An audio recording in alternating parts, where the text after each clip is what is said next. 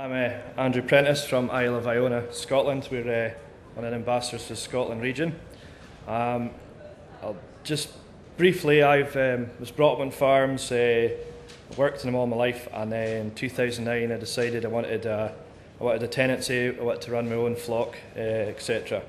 So I'll just briefly tell you about applying for tenancies. I've applied for probably about 12 all over the country, North Scotland, England, Middle Scotland.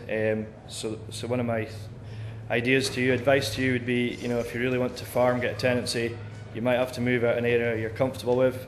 I've got family and kids, and we all made the decision to move elsewhere. So we moved from Aberdeenshire across the Isle of Iona. It's quite a change for family, and we're all in it. So I probably applied for about 12 tenancies over 2 or 3 years. Maybe made the short list for 3 or 4 of these, so you got rejected for the rest. So, another bit of advice is you have to keep pushing on. Don't get knocked back. Just try again. Maybe phone them up, ask why you weren't successful, or there's anything you can improve on. So, and obviously we were successful for 2 tenancies. I got a 90-acre unit in Aberdeenshire. Found it awful expensive and no room for expansion.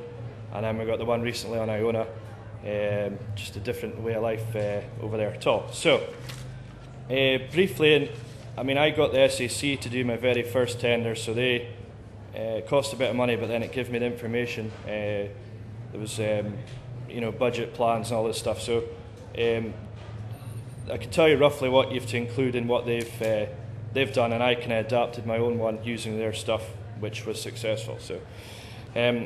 First, an executive summary. That's basically talking about yourself, talking yourself up, your experience, what you've done in the past, and just to try and tell the landlord or that, a bit about yourself. Next, you would go on to maybe an introduction about the farm, why you want to go to this farm, what improvements you can make to it. Just try and tell the landlord or the agent why you're good for this place.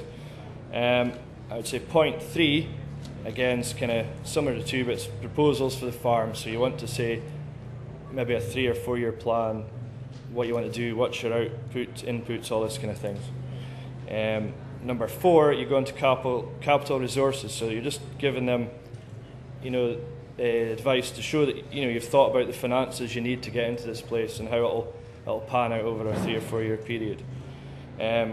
Point 5, I've put in the calculation of rent tendered. So you might want to tell them, offer the rent you want to do, but you want to tell them why you've offered that rent, whether it's per head, per acre.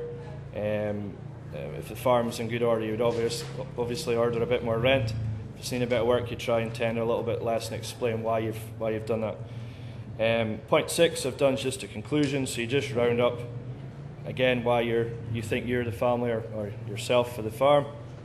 And then at the very end, I've just done a 3-year budget. So your first page would explain how you've come to like a gross margin for that year. And then I started off with lower numbers year 1, and then each year I've increased, and obviously the budget follows us through. So it's just to show the landlord that you've thought about it.